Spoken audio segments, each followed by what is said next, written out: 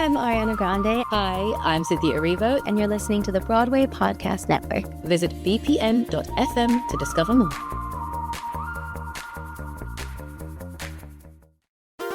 There's a cat over here. There's a cat over there. And the wrong one died. And the wrong one died.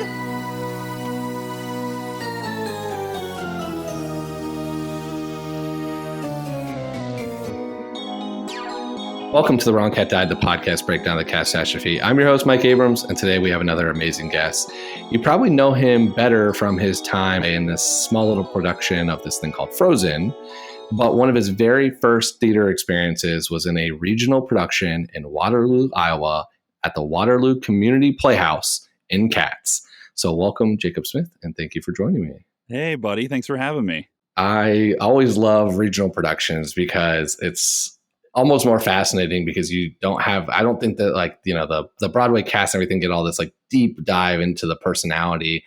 And the regional production, I think, has a smaller, a shallower dive, but it's still the same show and it's still like an incredible kind of thing. And then with, you know, being early on in your career leading to Broadway, it's going to be, I think it'll be really cool. So my first question though is always, you know, before you went to the Waterloo Community Playhouse and got on stage in full-on cat gear, had you seen the show? Had you seen the 1998 movie? Like, what was your introduction to Cats? Yeah. So I definitely seen the movie, and I'd seen the show. I actually saw the tour. I guess it would have been the fifth national, because I was looking it up today. That Troika did, and they came through Cedar Falls, Iowa, because I was going to college there at the time. And so, yeah, I saw the touring production and I hadn't actually seen the movie yet. So the touring production was the first exposure I had to the show. And I was like, what the hell is happening? Yeah. And like, I remember seeing the set and I thought the set was just fascinating and the lighting for everything was so cool. And then that synthesizer starts in. And I was like, wait, what? And then they start coming out of the whole opening of the show. And I was jaw dropped for the majority of the show in confusion and wonder and just taking it all in. And it was magnificent. It was so cool. I wish that I would run into somebody or work with somebody who was on that tour. I've never met anybody who was on that tour just to be like, I saw you in Cedar Falls, Iowa in 2003. Yeah, well, I've interviewed a few, so I'll make some introductions here after this, please. So you can talk to some of like, you know, the Tugger, some of the fifth cast. So you went in with really no kind of thought. You hadn't seen the movie. Yep. It's probably like, you know, for me in Indiana where there's a few things coming through tour. So if you want to go, you're going to go.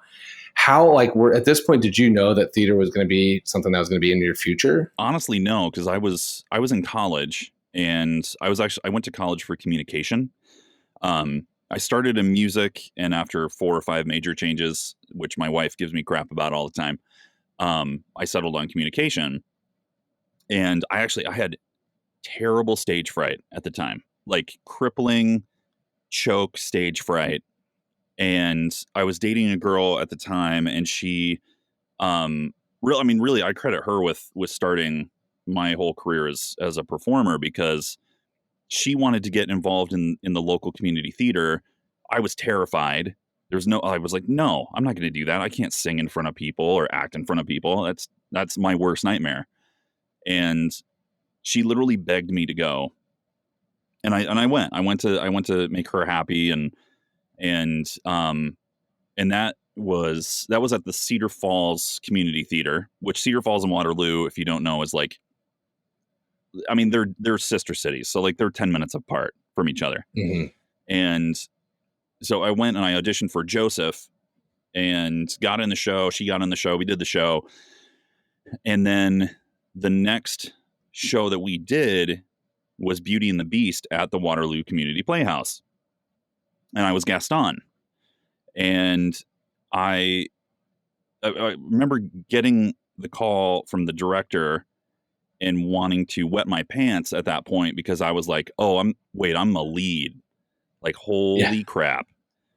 And essentially what happened is I faked it. I faked it so hard that I somehow got over my stage fright. I don't know what happened, but being Gaston and being that big, overly obnoxious douchebag, like totally got me over my stage fright. The next summer was Cats. And I did not want to do Cats because I'm a bigger guy.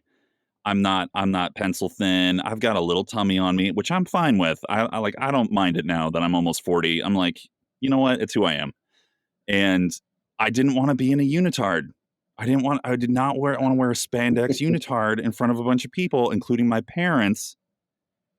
And the choreographer and the music director, who are good friends of mine, they basically begged me to do it because they're like, we don't have enough people. We need somebody who's bigger, who can do a certain role. And we just really need you to do it. And I was like, okay, I'll do it. And only having had seen the tour, and by that point, the movie, but I had no concept of the deep meanings behind this poetry and all the sexual innuendos and the themes. Like I had no clue. I love that story because it's basically, we have a very limited amount of people with enough talent to do this in Waterloo, Iowa. Mm-hmm. And you fit that criteria enough. So you need to come. You need to come. Like we'll deal with the, the fact that you're not the typical body type for this cat. Yep. It's like, we just need someone that can actually physically do this and sing. Yep, exactly right. And I love that early in your career, it's like, hey, look, it's the Waterloo Community Playhouse. We just gotta. They're not coming in looking for anything, too special. They're ready they want local theater. It's going to be good. Exactly. And so yeah. I mean, I think that is one thing that when I saw the show the first time, being a sports fan and always seeing all these athletes and they're just the top of their field in most sports, and then you occasionally get the golfer that looks like the average Joe, or some of the NFL quarterbacks are like, yeah, they got the dad bod going on. But then you get to, when I saw Cats, I was like, it's unbelievable how fit and in shape. And then, you watch what they do for 2.5 to 245, whatever it is. And it's like, that is why right there. It's physically so demanding. And I've now heard about all these injuries. Oh yeah. So did Cats work you into the best shape of your life? Oh, God. I would say, let me see. So in 2006, because it was around there, I was 24 at the time. And that production almost blew out both of my knees. And not from the choreo. It was from staging that I chose to do. And shortly after the opening of the show, in our set, we had a trunk. We had a big trunk that was kind of on an angle. And I jumped up on the trunk, and me thinking that I was invincible, jumped up off this trunk. So I was probably 6-7 feet in the air. And then I would come down on that stage and I would bottom out into a squat every night. I'm 230. So 230 pounds coming down on that stage and literally going full squat, knees bent, jumping up and then running off the stage and jumping onto a concrete aisle in these dance shoes.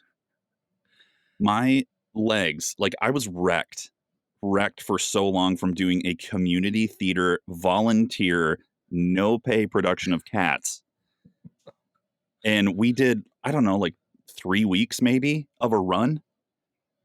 So when I think about what those guys did on Broadway, Jeremy Davis, Claire Camp, they're two of my favorite people on the planet. And Jeremy, I think, told me at one point that he lost 4 or 5 pounds a show. And just he's already he's a smaller individual. He's cut. I'm like, how did you have 4 or 5 pounds to lose per show? I was nowhere near what those guys did on Broadway, but it still hurt so much. Yeah, I have joked that with a couple of the cast members off mic that the cat's diet is going to be the way to lose the weight. Like, let's just do this 8 times a week. Yeah. And rehearsals and everything, and you will lose an immense amount of weight just because of the physical nature of it. Seriously. And you were Alonzo and Macavity, right? Yep. So that was So the jump was as Macavity, I'm guessing. No, or was as Alonzo? Yeah, it was Alonzo. Yeah, I think it was. Okay. Man, when was it? I'm granted. I mean, this is like, 16, 17 years. I feel like actually it might have been like Grizabella's first kind of entrance. And like I like jumped down and looked at her and like hissed and then ran off like, oh, like I gotta get away. I gotta get away from Dirty Grizz. Yeah. I love it. It's crazy. Yeah. So it's a 3-week regional production of an already fairly strange show in a more remote location. Mm-hmm. Like, I'm not gonna say Waterloo is like the smallest town in the world, but it's definitely not. It's not a big city by any means. Yeah. What was the reaction from the crowd? Like, how did people take to it? How did did you get a few people showing up every night? Like, what was the general feel? Yeah, it was. I'll tell you what, the way that it was staged and the way they built that stage for this small community playhouse was really awesome. It was really awesome. I mean, they made a playground for us, and we're amateur actors at the time. And not knowing. I mean, most of us hadn't seen a Broadway show, hadn't seen the scale and the scope of everything. So, for us getting to step onto this stage, and literally it was like a jungle gym, on that stage. Mm-hmm. So, with that in mind, my first entrance from the show was from under the stage, like house left. On the aisle, like seats 1 and 2, like right there. Opening night comes, and I can just barely see through mesh, like in the front, like so that the sound can come out of the front of the stage. And I look out, and who's in seat 1 and 2? My mother and father. Now, this was a hobby at the time, like quotations, air quotes, hobby. So they'd seen me do Beauty and the Beast and Joseph, and like they were, proud parents and being wonderful supporters. But I literally came out, and my dad is sitting there looking up at the stage and doesn't see me right away. And I poke out as Alonzo and, singing "Were You Blind When You're Born?" like full tilt at my father 2 feet away. I will never forget for the rest of my life. He noticed me and jumped probably 2 feet out of his seat. And my dad was a big dude. He was 6'4", probably 400 pounds, like big man. And he jumped so high. And I stopped singing because I was laughing. I was laughing so hard. And it's one of my fondest memories of doing, especially community theater, but theater in general, is being able to scare my dad. But like, we had a full house every night because the support for regional theater, and especially community theater, and oddly enough, an area where you have 2 semi-competing community playhouses in Cedar Falls and Waterloo. But it was full every single night, and everybody, whether they thought it was insane or whether they thought it was the coolest thing they'd ever seen, was so supportive and so wonderful in that environment. And I mean, we got reviewed for every show or for the show, and I could not tell you for the life of me who did the reviews back then, but they were, even then, like, yeah, they had little tiny things to say, but we're talking about community theater in Iowa. So even they were just like, this is magnificent. This is the best thing we've ever seen. And we were all on cloud 9 doing this weird ass show in the middle of Iowa. I mean, a show can't last 40 plus years without something kind of still there. And even as much as it's fun to make fun of, and it's weird and it's strange, and there's a lot, as you mentioned, the sexual undertone and some dark topics that kind of can be read through it if you catch it. Yeah. Which is, I think most people don't. Yeah. It's there, but at the same time, it's kind of got a little bit of fun and a little bit for everybody. Yeah, That nobody who hates it has been able to explain why they hate it, exactly. which is, I think, part of the why it continues and why you can like people will come out of, it's like almost a little bit of a train wreck of it's so strange, it's so weird. I don't know what I'm seeing. I don't know what to make of it. Yeah, But you should see it. yeah, exactly. Well, I think part of that, though, I mean, the poetry itself is such an odd thing. I mean, when you just look at the poetry outside of the musical, but then when you start looking at the music itself is so, man, it just gets in your head. It gets in your head. You can't help but sing it and kind of smile when you do it, whether it's Macavity or Skimbleshanks or whatever it might be. And then you see these people who are literally manifesting behaviors of cats, from their physicality to their relationships. And they're like the most beautiful people and bodies you've ever seen, doing this crazy choreo and doing it better than anybody on the planet. And it's just, I get why it hooks people and why people do love it. I totally get why people hate it. Like, just the weirdness of the thing, and that there's not this set storyline, really. Like, it's an amalgamation of different poems and put together, and it's beautiful. It is not my favorite show as a show, but damn, do I have an appreciation for what Cats is and what it does for you as an actor and does to your body, but also just like how it just makes people smile. It does. It makes people smile. It really is it's a little bit for everybody, which Mm-hmm. is, I think, part of it. Although I still would argue you shouldn't bring children to it. Yeah. I think there should be an age limit. So I think that let's get to that point, because I'm curious what you're told about. I care more about Macavity than Alonzo. Yeah. Because and we can get into his character too, but when you break down his character, it's like the one seemingly known truth is that he's in an abusive relationship with Demeter. Right. And that seems to be, common. Hey, look, this is just accepted. Yep. Which is an interesting thing to just be like, yeah, this is accepted part of the show that really has no bearing on the outcome of the show. Right.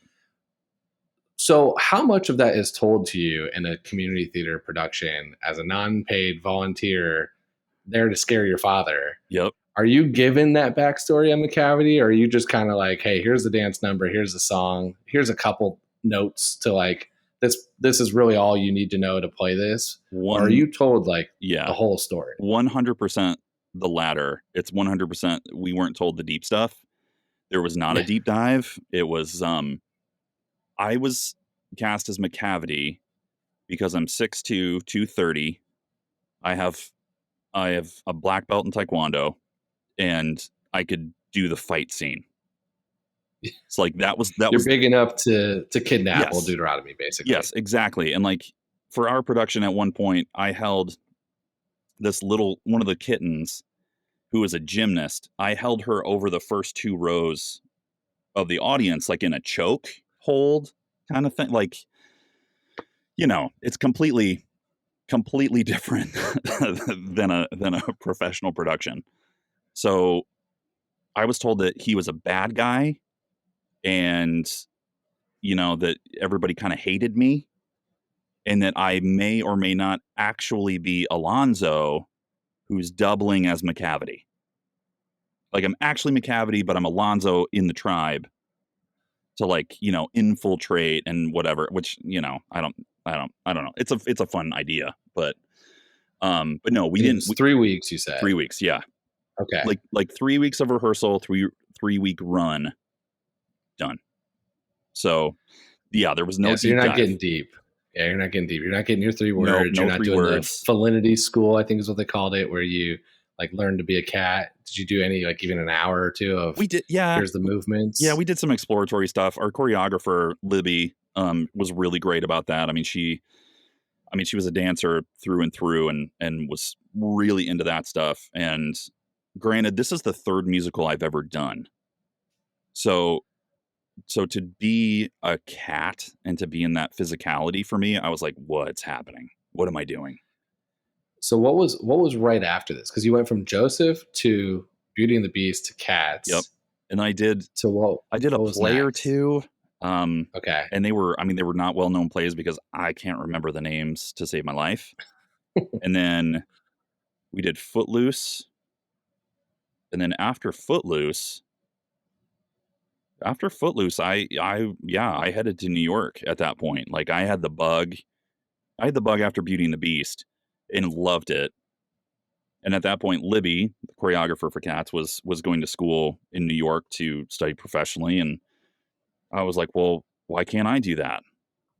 So I did that. And then, luckily things went well for me from there. But yeah, Footloose was like the last thing I think I did for the Playhouse.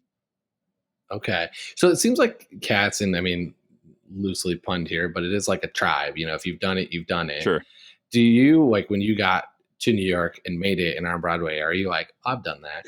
Like, are you running into like, you're talking to, Jeremy and Yep. Claire, and you're like, yeah, I've been there. I've been through that ringer too. Yeah. Like, is that something that happens?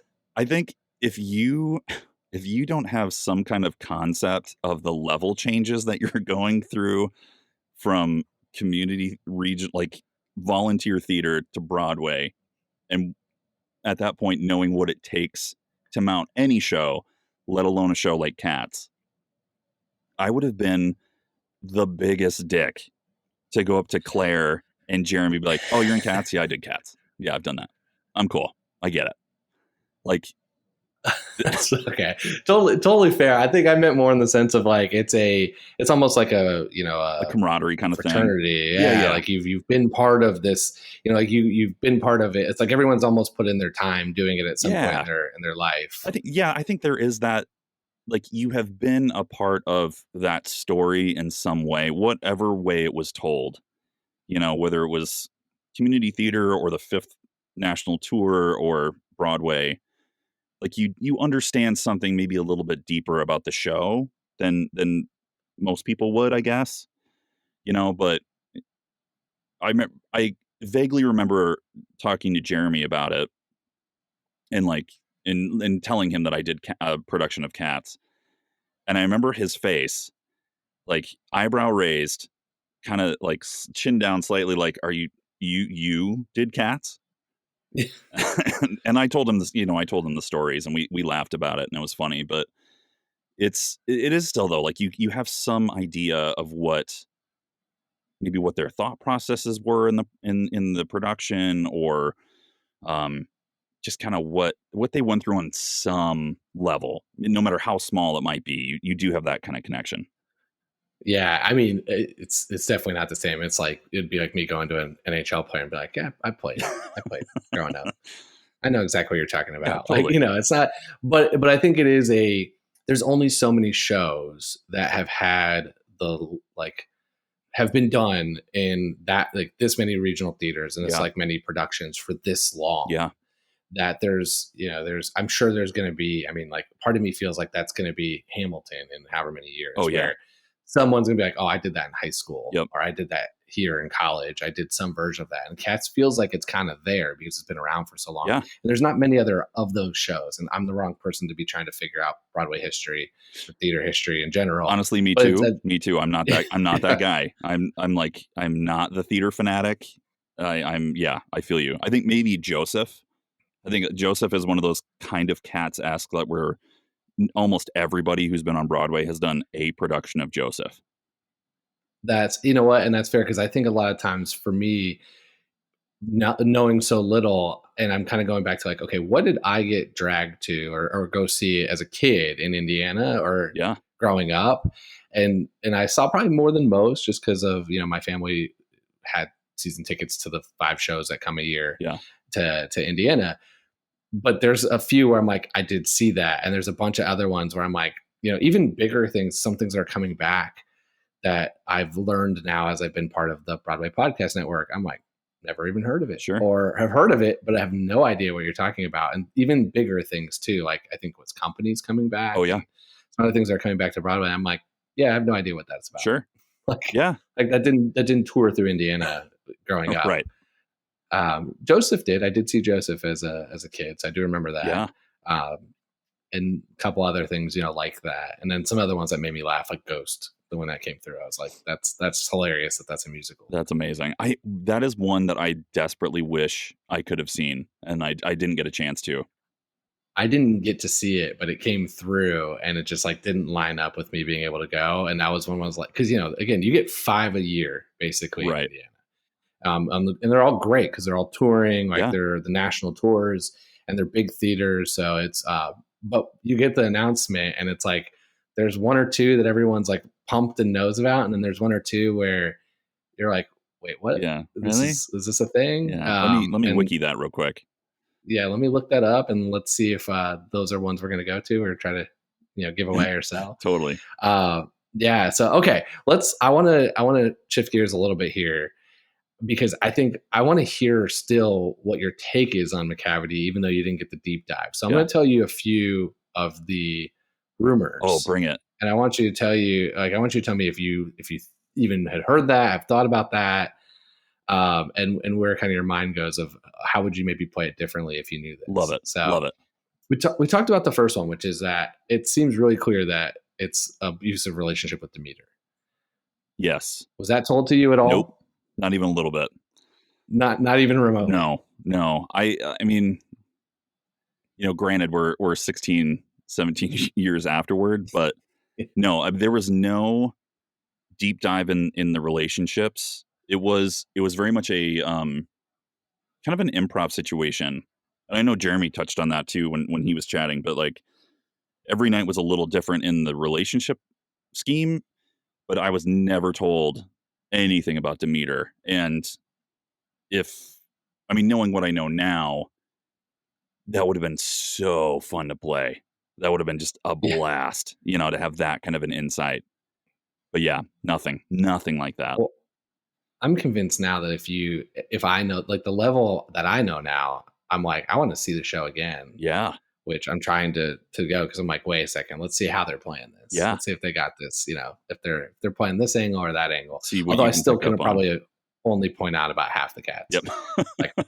like I know their name, and I know the main characters, but some of the smaller ones will be like, which one of the twins over here are you? This Who's that? And so, okay. So the other one, and I don't actually buy this rumor, but there is a rumor that Bombalurina might be Macavity's daughter. Oh, where does that come from? Like, where does that originate from?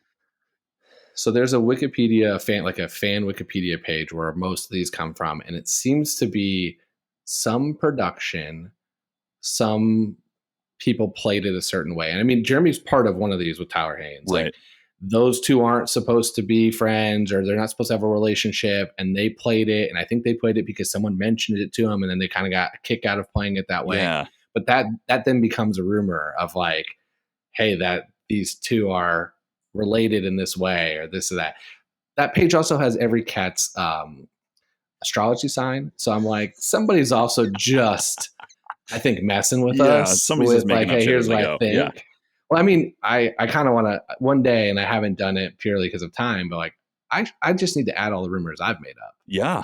Because I've definitely put a bunch in there. Like, I've made some up, and I've got some answers on some of these documented here. Totally. In this podcast. I mean, yeah, you literally have your fingers on the pulse of this show. Like, if there's anybody, honestly, who has to be one of the top experts in the world on cats at this point, it has to be you. There is, I've thought it through of how this like hierarchy goes of knowledge.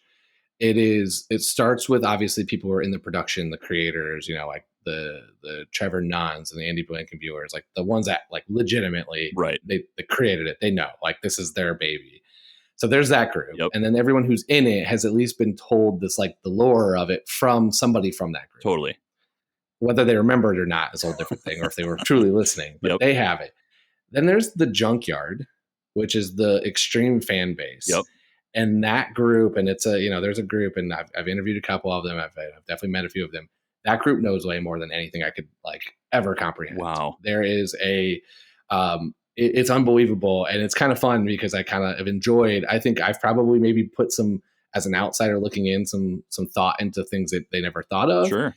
but this is the group that's going to see the show, twice a week or multiple times to pick up on all these things. They're going to go wherever it's put on. Yep. Yeah, I assume a lot of those rumors also come from them. Like, Sure. I think that they've found some beauty in the show and like really put some like some true truth behind it. Yeah. So I appreciate what they've done. Then I think there's me, and it's like here's this person who doesn't know anything, who probably shouldn't have any knowledge on this, had very little going in, but has figured a lot out just by spending an immense amount of time on it. Yep. And asking a lot of people that probably haven't talked about it to give their insight on it. Yeah. But I mean, also you're doing the deep dives, right? Like you're doing the research and you're asking these questions that, because of your background and because of you walking into musical theater the way you did, of not knowing anything and just like, but being an open person, right? Like you're just kind of taking it in as it comes. It offers such a unique perspective. And I think, especially professional actors and super fans and whoever it might be, but whoever is connected so tightly to this material, to have somebody like you come in and throw this stuff out there that like, wow, I've never thought about that, or I've never heard that rumor before. It's a cool thing. And it keeps things alive, right? Like it keeps the show alive and keeps people thinking about it or reminiscing about their time in the show, or coming up with new crazy theories about relationships between these cats, or like what happened after they went off alone at the end of the show, like it's a cool thing. It's really cool. Yeah.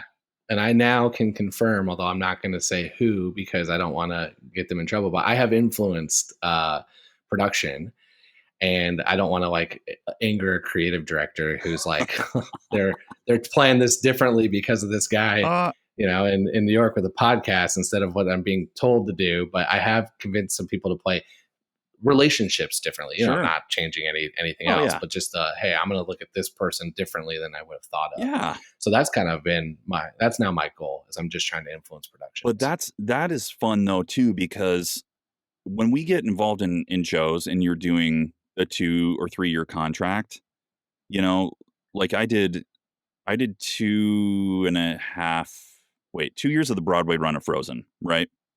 You get stuck in your relationships. You get stuck in your bits, in your moments with people on stage. And every once in a while, I had a director one time say this: you have to kill your baby, which was a horrific thing to hear at the time. I was like, what are you talking about? Sounds very Cats. It sounds very Cats, right? But what he meant was, you have a bit, or you have this thing that you came up with somebody else, and you get a laugh every night. Sometimes you have to kill that bit and walk away from it, or kill that certain relationship and walk away from it, to find something new and deeper and fresh for you as the person, not the character, that keeps your interest and in turn revitalizes the show. So for you to be able to kind of influence that, and granted, like, as we've said already, that there was a lot of improv in Cats and in relationships. And, one night you might be best friends with Jelly Lorem, and the next night you might get the hell away from me. Like, I don't like you, stink tonight, or whatever it might be. But to do that on the reg of like an established relationship, kind of in the show, like air quote, established relationship, that's pretty cool. And as an actor, that is the funnest thing, to be able to change up your relationships with people on stage, because it changes your performance on a lot of different levels, and it makes things so much more fun and interesting. So good on you for that.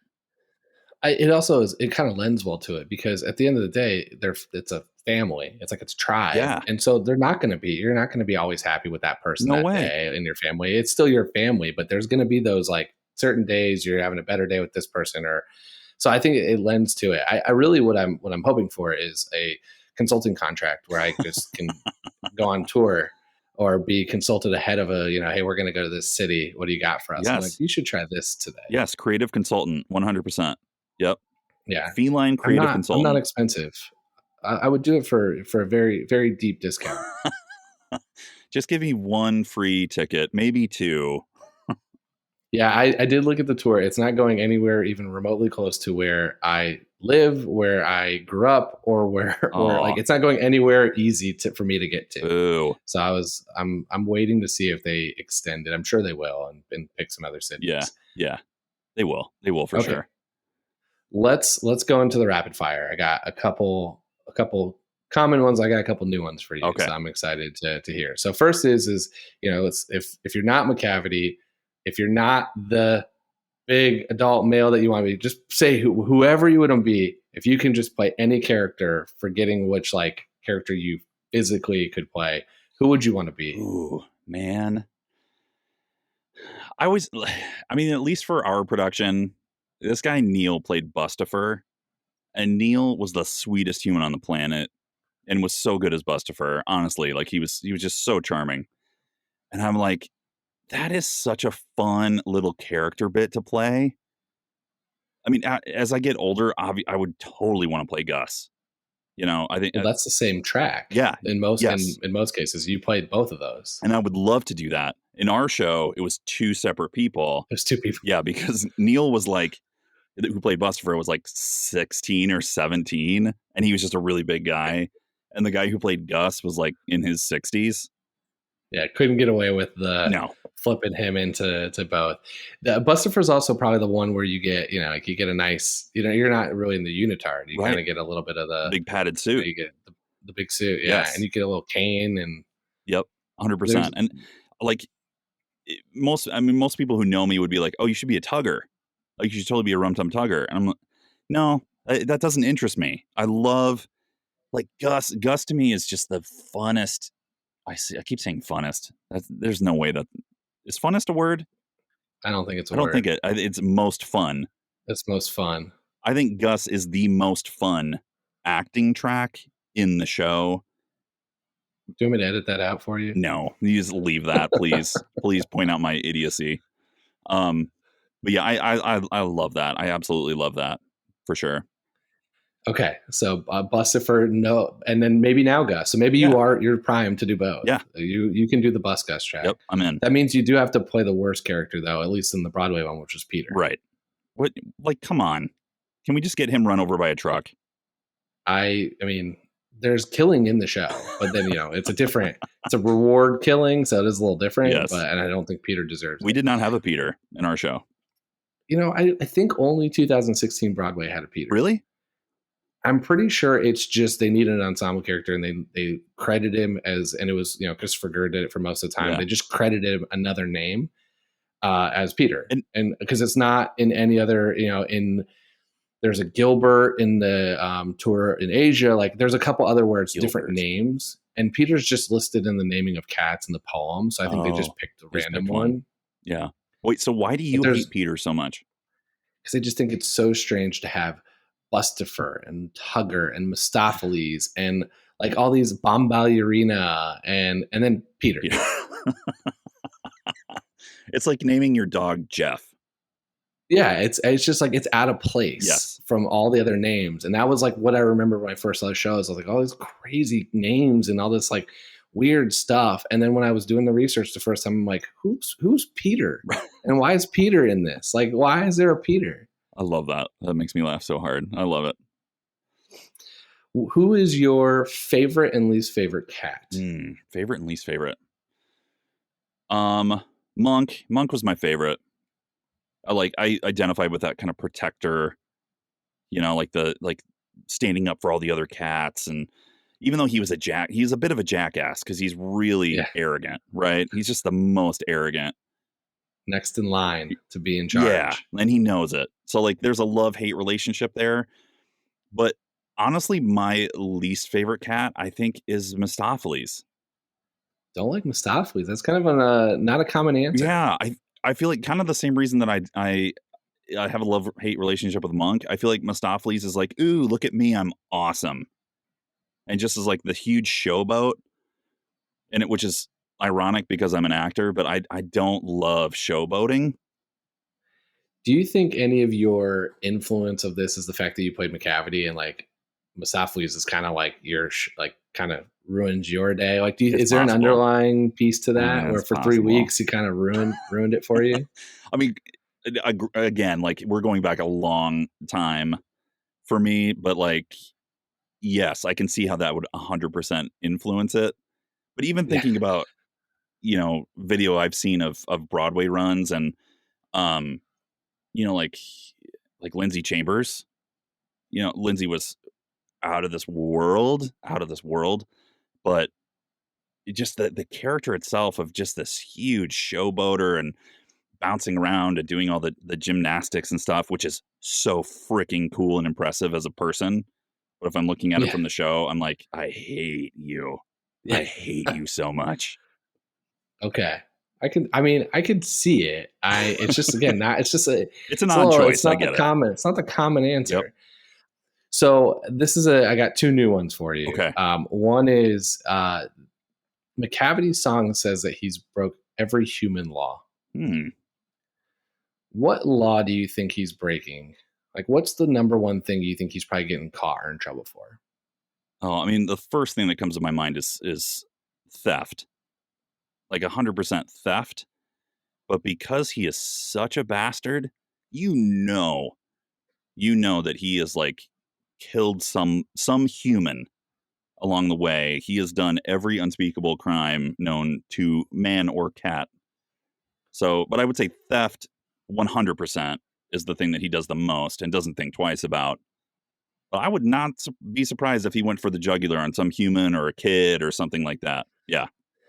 Yeah, I mean, he's broken every law, Yeah. so he's got to check all those boxes. Totally. I think the one that's like, because of the demeanor thing, it's like, is he doing some like trafficking or something like that's shady on this, Yes. going on there too? I picture him being like Shere Khan and like popping his claws and then kind of like dinking his claws, like dink, dink, dink, and like knocking off, like, what have I done today? Oh, I haven't killed anybody yet. Let's go do that now. Completely. Yep. All right, last one. Since you did this in Waterloo, Iowa, which cat do you think would be living their best life in Waterloo, Iowa? Man, that is such a good question, and I'm thinking it would either be Bustafer, because Iowa food, Midwest food, as you know, is awesome, and it will pack on the pounds. And it's so good. So I think it would either be Bustafer for that reason, or honestly, I could see a Skimbleshanks being really in in the Midwest of kind of going town to town and traveling and seeing kind of what's out there, because like, as you know, with the Midwest, it's flat, it's very spread out, towns are very small, but each town, whether it's 100 people, like where my mother lives, my mom legitimately lives in a town of 100 people, or if it's Waterloo, Iowa, which has like 60,000 people, they're all a little different and they all have their own unique characteristics to them in some way, whether it's the local bar or a restaurant or this random like World War I memorial because they had like 4 people from the same family die, like. Yeah. It's random, or there's a town near my mom that has the world's largest cast iron skillet. I know exactly what you're talking about. Yeah. I've seen it. Yep. I've been there. Brandon, Iowa.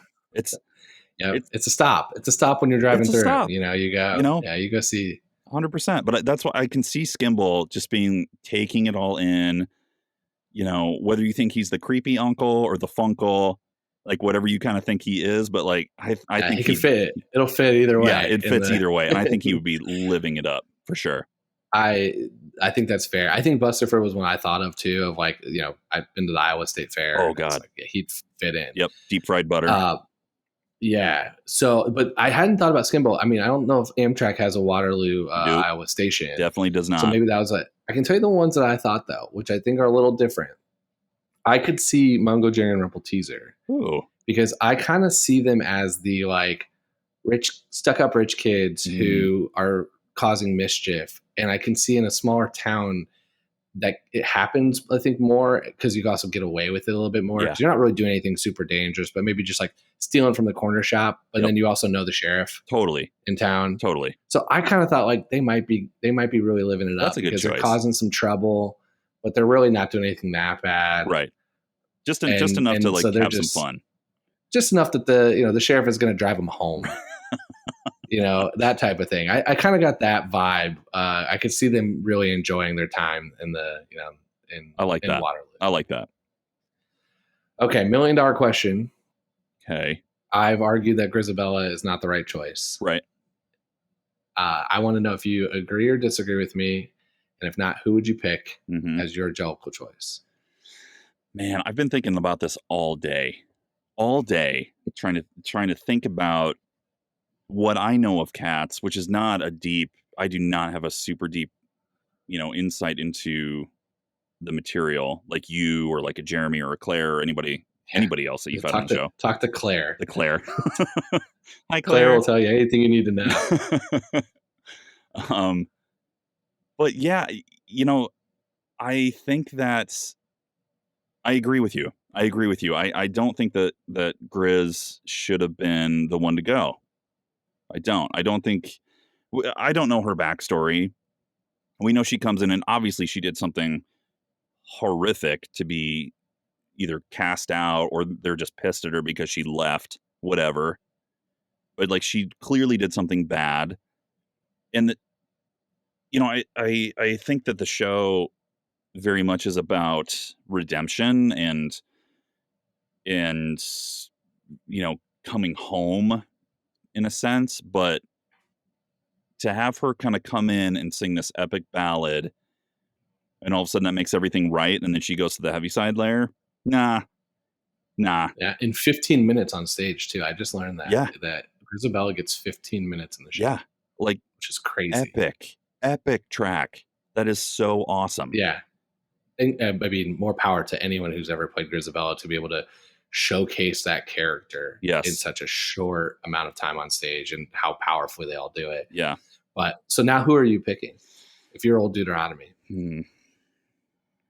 I mean, to me, there's really only one other choice. And I know that you've made this comment before, but I agree. I do think it's Gus.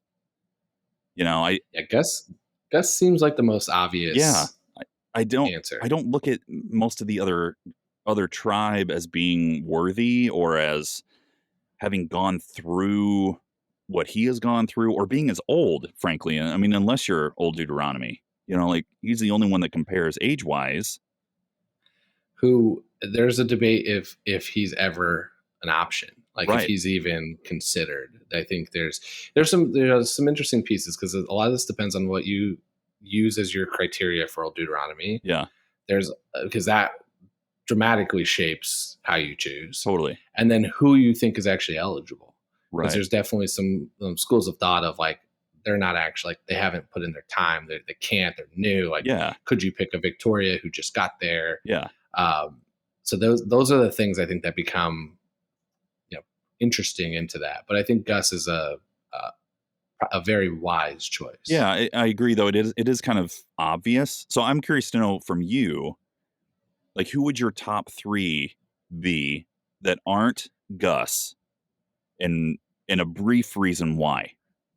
So I go back to completely on how you do criteria. Yep. Like old Deuteronomy. If I'm old Deuteronomy, and the reason I bring this up so much is because you get to see one ball. Mm-hmm. And I do think that, like, I would question if this happens, which it seems annual, but I think there could be some argument that it's every full moon, which would make it monthly. Yeah. Which would be very dark. That's that a would lot. Just be like, hey, we're gonna kill 12 people a year, 12 cats a year. That's a lot. Seems aggressive. So I'm gonna go with annual. Yep. But granted, when a cat has a litter of kittens, that's true. It's not like a human where you have one, maybe 2 or 3, unless you're on some awesome drugs and you have like 8. Like, a cat pops out 4, 5, 6, 8 cats. This is true. So I guess there is, maybe it is a monthly thing.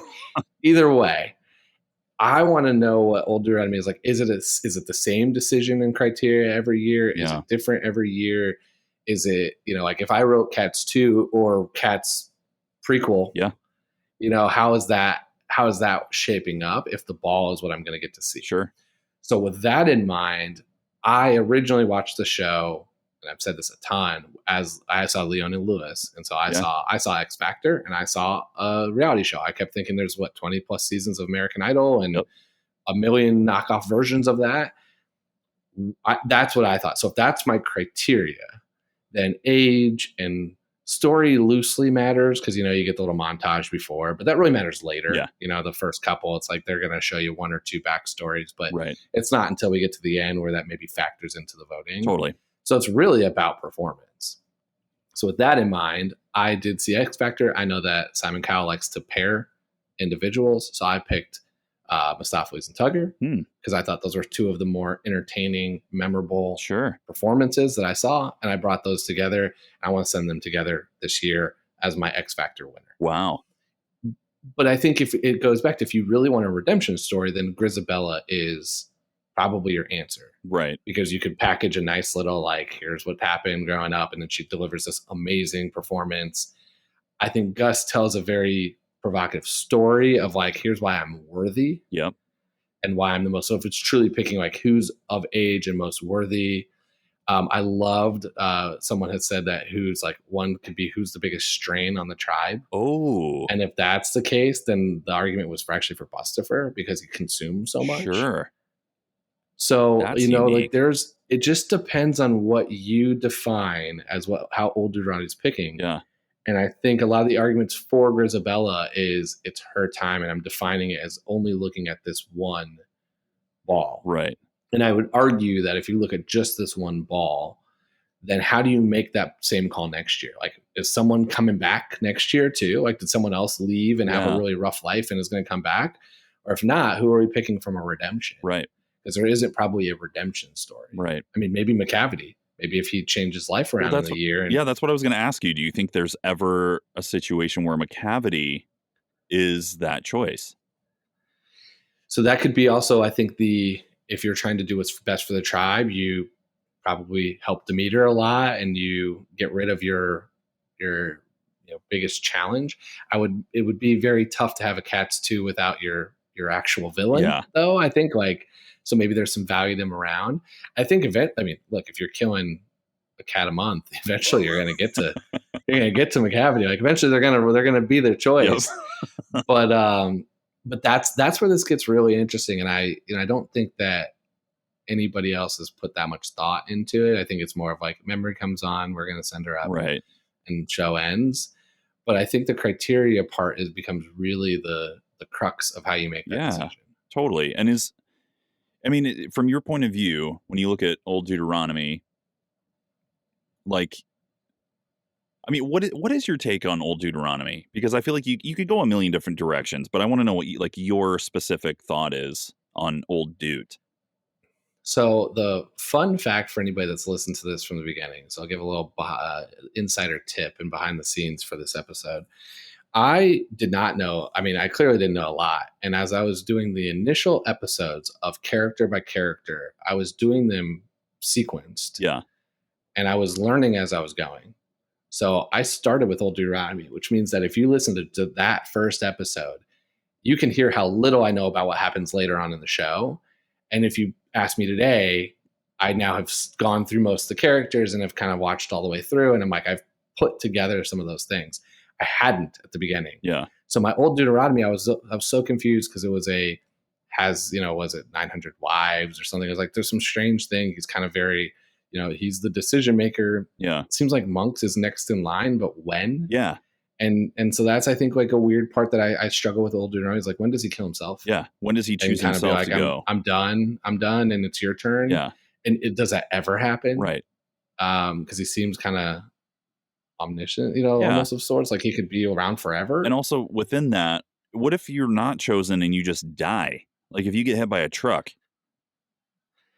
So then, cats have 9 lives. Does that happen? It's like Banks from Hocus Pocus. Like they just reinflate. Yeah, it's like just you come back together. It's like like a Smash Brothers. They just like kind of respawn back in.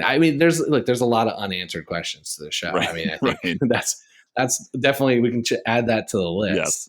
But I don't know how to take Old Deuteronomy. I didn't even know how to rate him when I was trying to think, could he be picked? Because I didn't know if he ever could be considered. Sure.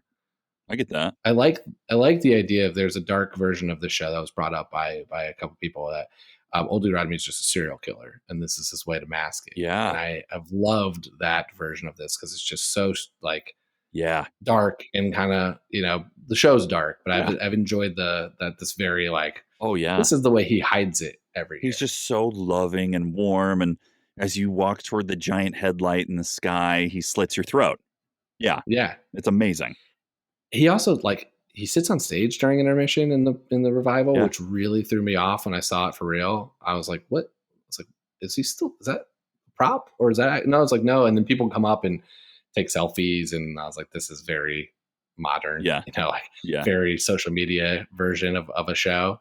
But that was another thing where I'm just like, that was kind of strange. So Yeah. I've never really known what to make of him, and I haven't ever really thought I think like sometime down the road he's just gonna be like, I'm done, Yeah. and kill himself. Yeah.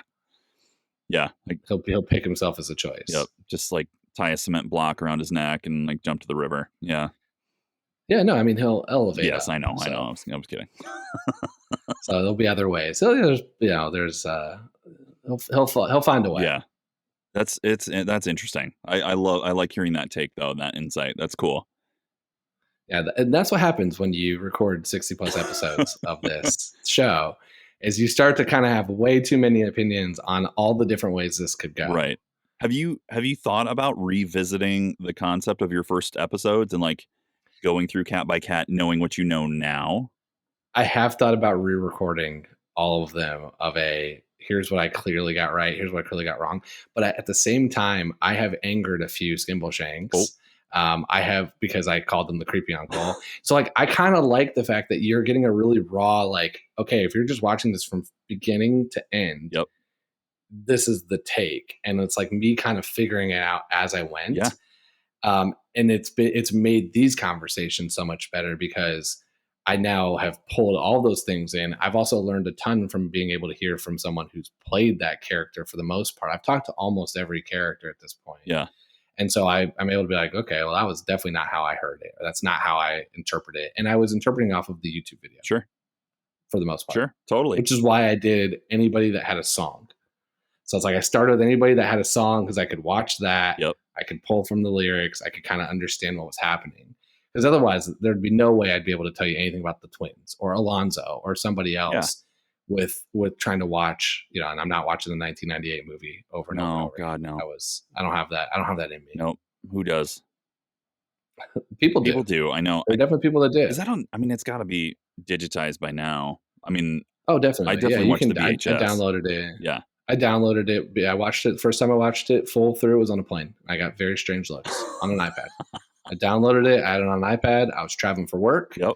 And I was like, you know what? I've got a couple hours uninterrupted. I want to see it. I want to kind of like, I was in the process of doing the notes and I watched it, and it's people were looking over my shoulder being like, what is this guy watching? Because I was in work attire, Yep.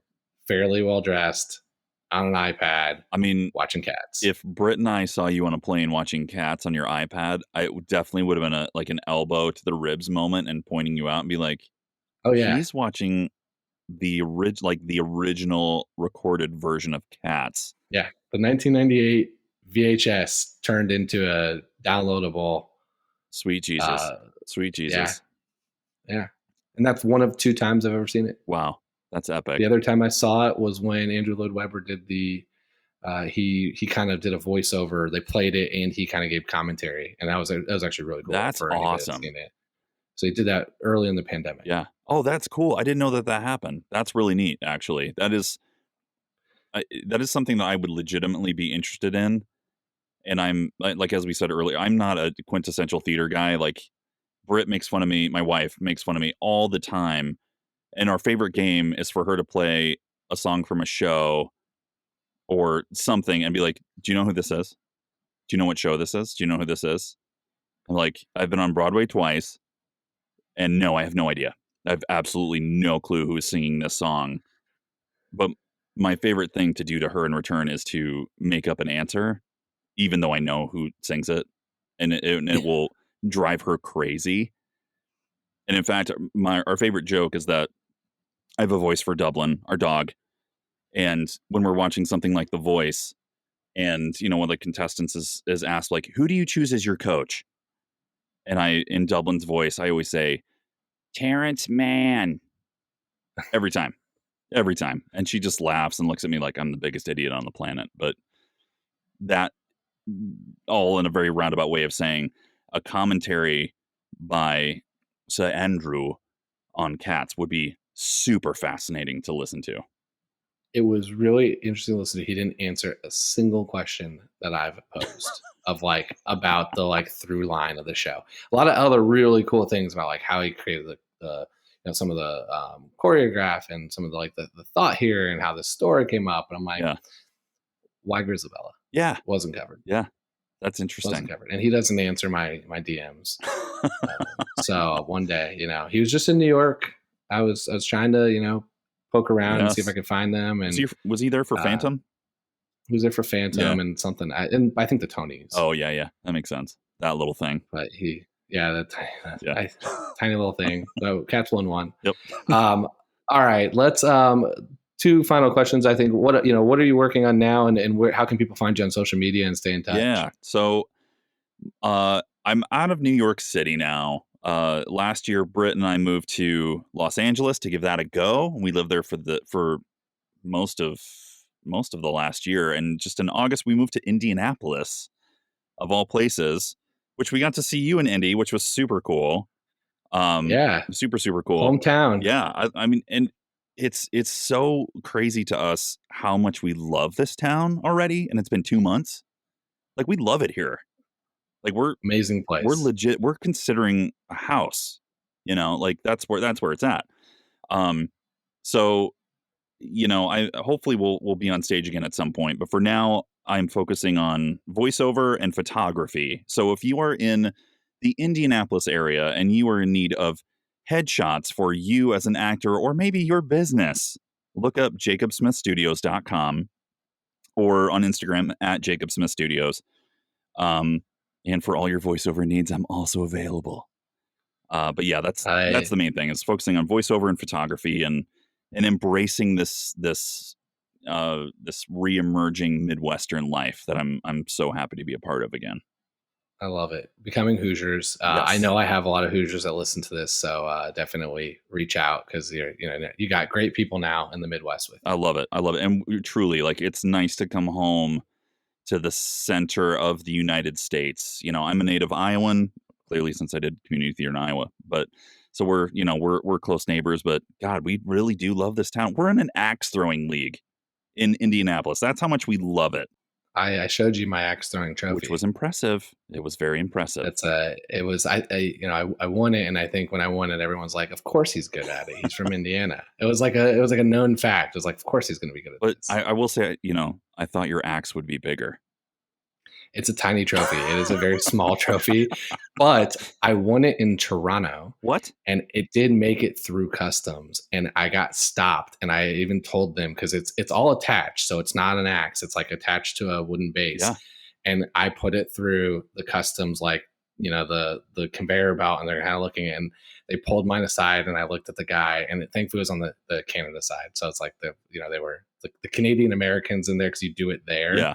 And I looked at the guy, I go, look, it's a trophy from axe throwing. And I was like, I would love for you not to take it, because I was very proud to win it. I was like, but I kind of get if you have to take it. And the guy just looks at me and he goes, "Can I see it?" I'm like, "Yeah." And he took it out, and he walked around and showed a bunch of the other people, and then he handed it back to me, and I got to leave. That's so amazing.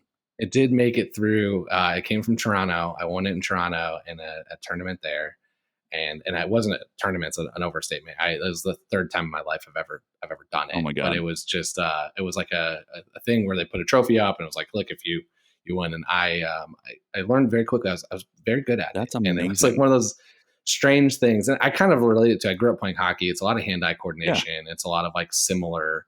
Like it takes kind of precision. Yeah, and totally. So are you a two-handed thrower? Or are you a one-handed thrower? One. You're one. One. I can barely throw two-handed. Oh, really? Yeah, I really struggled with two-handed throwing, but the one-handed I barely missed. That's amazing. I also struggle with the two-handed, because there's just a whole lot of body mechanics involved with a two-handed throw. And now that we're in it, I'm like watching videos on axe throwing and watching, the world championships of axe throwing, and like learning how those guys do it. Because everybody's different, right? And it's anything where you can be competitive, it's going to be a world championship. In spike ball world championship, like they're everywhere.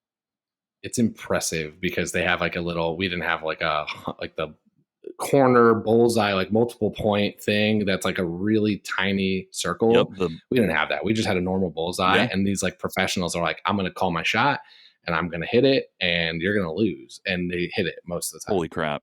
I will say this. Yeah, it was on the Ocho. It was on ESPN when they did the Ocho. God. Jason Bateman. Yeah, Cotton. I love it. I will say last night was our throwing night and we got to play some fun games because a couple people couldn't be there. And my wife, I have never been so proud of in the 6 years that we've been together, hit the blue ball or the kill shot or whatever you would like to call it on her third try of going for it, and didn't just like nick it. She dead centered that sucker and everybody blew up and was screaming. I felt a little choked up. Like, I'm not kidding. I was so proud. And she is strangely good at it. And it, as her husband, makes me proud and worried at the same time. Yeah. I mean, we just spent a whole lot of time talking about a murdering cat. So you should be a little careful that your wife is deadly with an axe. Yep. Another tequila, honey? I would be happy to get that for you. Yeah. Well, at this point, if we haven't lost everybody, I thank you for jumping on and talking about the Waterloo Community Playhouse version of Cats from the early 2000s. It's been a blast. Dude, absolutely my pleasure. Always good to talk to you. And this was a trip for me, man. This was a lot of fun. So thank you for having me.